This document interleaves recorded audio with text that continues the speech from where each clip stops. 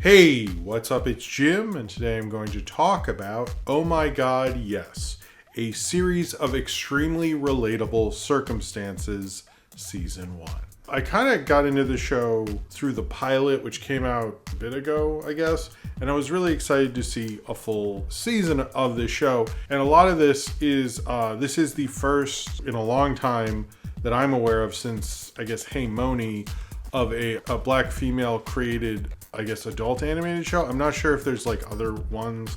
I know there aren't as many opportunities, so I'm going to say I definitely know it's like the first major one since Hey Moni, which is a big show, but nobody seems to talk about now, unfortunately. But I was interested in that, and not just because of just that factoid. What I was really more interested in is I've seen the show's about three friends, Sunny, Tulip, and Lottie, and they're in a technology-driven future world. I think it's the 30th century. It's in the future of, I guess, South Central Los Angeles is what they refer to a lot. And I've never seen like a quirky sci-fi show that's not like with a nerdy white guy as the lead. That seems to be like all those. And I was like, you know what? I'm actually very down to see that whole idea, but from a different perspective, because that sounded interesting. Like if it was like cool Futurama or Hitchhiker's Guide to the Galaxy or whatever, and those are all great things. I'm not angry at them or anything. Just like I've seen it so many times, I'd like to see something different. And I like the pilot also. Especially because it's like a totally like the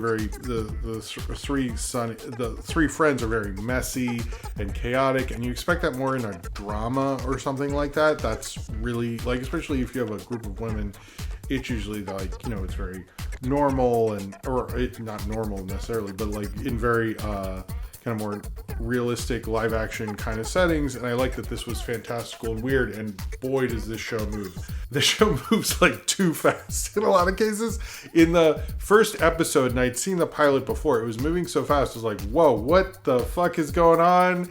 It was crazy. There's a demon baby, we're in the demon baby, all this stuff's going on. And I think there's a couple smart things about that. One is when you use limited animation, I've noticed this when I'm watching old Speed Racers with my kids recently, is if you cut a lot when you're using limited animation, you don't think about how it's limited animation, because there's a point where like one of them's dating a spider. This show's wacky, and they like are walking around the apartment and they go, oh yeah, it is like limited Adult Swim, you know, crappier Adult Swim kind of animation. And I don't mean that, like, I like that, but like, it was crazy. Like, they cut so much, there's so much going on, I never noticed it. And that's a real trick to limited animation. If you cut enough, people won't realize your movement and stuff. They're just like, try. And this one, they are very much cutting a lot. And it's moving very quickly. It's actually very cartoony and silly. Like, there's brooms that have sentience in this world. There's like lion mutant people. There's all sorts of crazy stuff. It actually, one of the very few adult animated cartoon or you know, made for adults and stuff that I can watch and then flip over to like Me TV Tunes and watch some Looney Tunes, and it's like flawless. I watched this and then Jellystone. I'd watch this and Bugs Bunny, and like it totally flowed perfectly well. It wasn't like, it didn't feel disjointed. I was like, oh, this is not, like, it feels very cartoony, which I really like about it. I think a lot of times when you do adult animated stuff, it's like, oh, let's make it sitcom-y, and this is like not trying to do that. It's not resting on a master shot and a bunch of mediums and stuff. It is like, it is going crazy, which I really like that energy. It takes a minute to get to, and I think one of my only real problems with the show actually is a thing I noticed, is that I saw the pilot, and the pilot was a great introduction to everything. And I assumed when it came to Max, since it was like available and it was on YouTube, I thought I saw it on YouTube. I forget. It's not, I can't find the pilot anymore. But like, I wish that had been there, because that was a great introduction. And I feel like I get shitty comments and all sorts on my pilot review. And I almost want to be like, I feel like you didn't get introduced well, and like you would be more into it through the pilot. I'm not sure whose decision that was. I don't really want to critique the writing of the show for that, because the writing for the show wrote the pilot, so you can't really critique. You know, it's like, you can't just say like, if only the show had an intro, but it did. It's just, when I checked today, it wasn't on Max or AdultSwim.com. Maybe it is somewhere and I didn't find it, but if you do want to get into the show and you can find the pilot, I would highly recommend that first. because I do feel like I wouldn't be as in love with the show had I not met the characters, understand the world, understand they can do, like, I think she makes like this crazy taco using a technological device. Like, it introduced me to everything, and it felt like the rest of them were more amped up. Now, I couldn't find the pilot or watch it while I was watching these episodes, so maybe my memory's off and I'm confused and I don't know. But I did feel like that pilot should have been there. I'm not sure whose decision that was or whatever, but like whoever it is, I really wish they put the pilot on, because I do feel like that's important. It really is. It really is important to a show that you're introduced to people right. So I wish Adult Swim had done that better, because I think this show deserves that kind of respect and that kind of introduction, you know. But, you know, it's their show. They can choose to do it. I just felt like, you know, if they want that pilot out, but I just personally felt like that was not the right move. But I feel like people could have gotten into it more. But I did like the probably most of these. I wanted to bring up that it's mainly the main boy cast is this one woman, Adele Williams, or Adele Supreme Williams. She is the creator. She writes on, I think she's helped write, or is credited writing every episode. I'm sure she, you know, had notes and stuff. And she's the voice of Sunny. She's very much like the mastermind or showrunner or whatever of this show. I haven't actually heard too many interviews, but she seems like a very interesting person. And then Tula, played by Dominic Perry. And I'm not good at pronouncing names, and I wish I had known this, but Zosha Rakumor, I think, played Lottie. She was really great. I really liked her voice. She has such a great animation voice because it's so like distinctive. As well as Cree Summer's in this a lot. I wish Cree Summer was in more of this. Like, Cree Summer was great in the show. I like Cree Summer in general. She always has cool hats in pictures. But she is such a wonderful, like, I've grown up with Cree Summer in cartoons, from Tiny Toons to this and everything. But she was, every time she showed up, I had a smile on my face. Every episode of this has like kind of some crazy names, particularly the last four. But they're all directed by either Greg Franklin or Byron Newton. But they're almost all written by Adele Williams. The only one that isn't is one I actually really like, which I felt weird about. I was like, oh, okay. I mean, I'm sure she had something to do with it, but I know credited writers and writers' rooms is the whole thing. But the one that's called Steel Ball sounds like a very dangerous game. That one where she has to find her uterus, because in the future you can take your uterus out.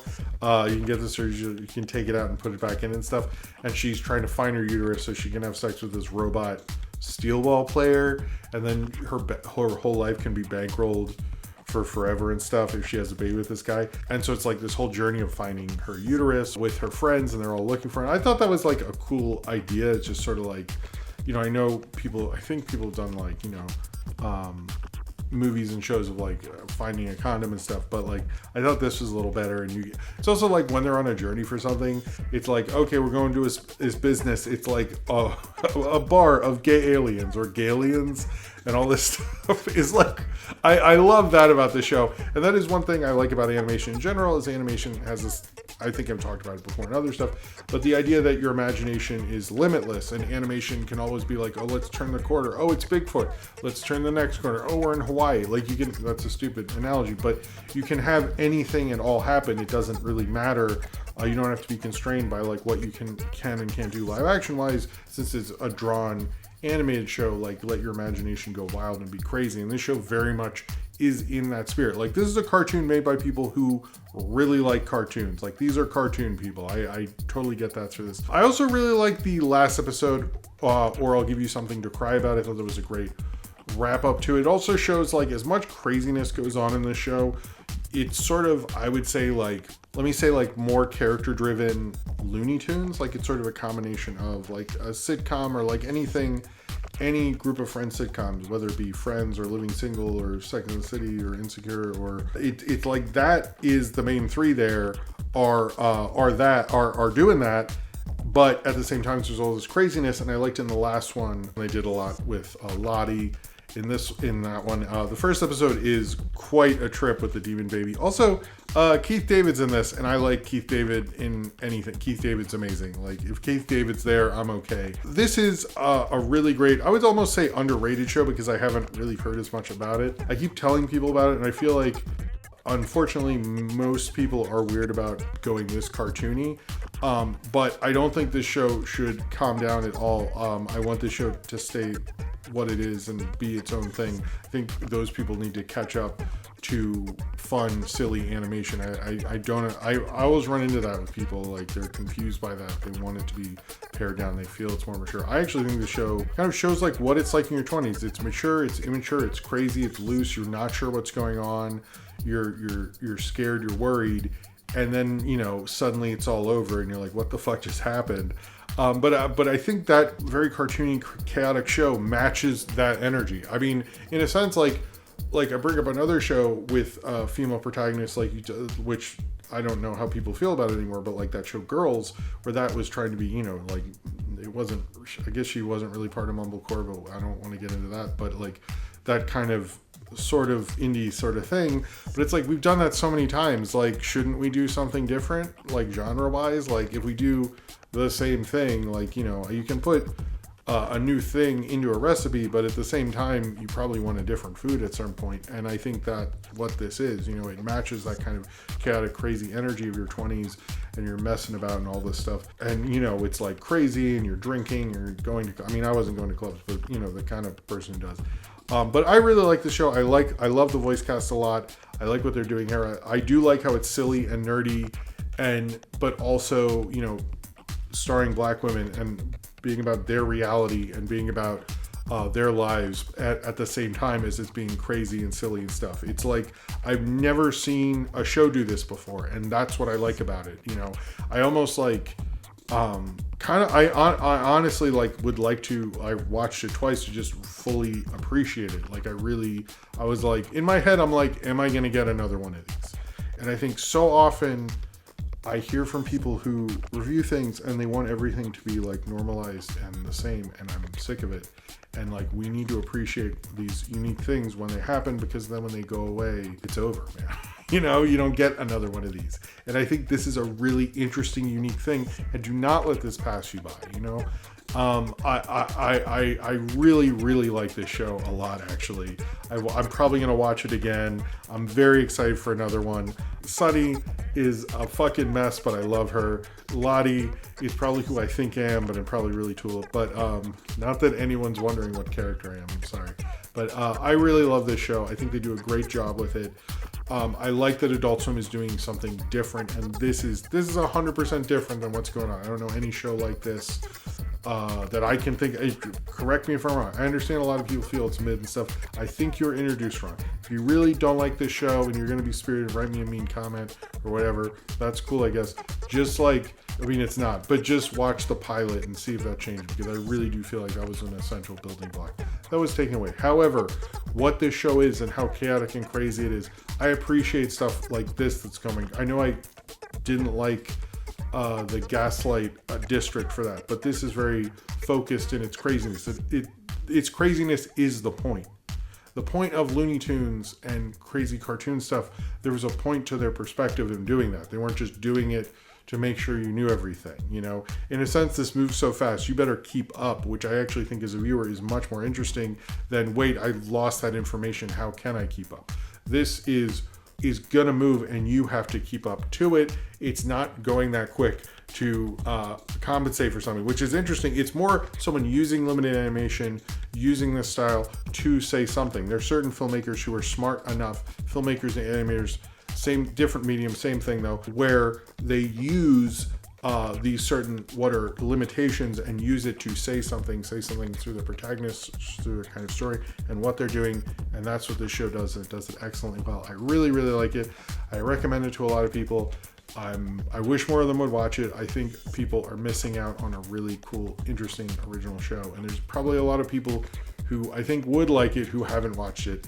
But seriously, I really like this fun. It's just a fun, great animated show about a bunch of friends in their 20s. There's been so many attempts to do, the new kind of people in their 20s being messy things. I've yet to see one that has excited me as much as this one does, because this one throws out all the conventions of that, while also smartly using some that they need, which will obviously happen, and just kind of like making their own thing with it. I think it's like really original, really interesting, and I hope more people check them out, because it might have not been extremely relatable, but it was most of the time I was very much enjoyed all the chaos and craziness and fun stuff that keep popping up at every turn. So if you have seen Oh My God, Yes, a series of extremely relatable circumstances season 1 and you would like to talk about it, then comment below in the comments and subscribe if you would like to.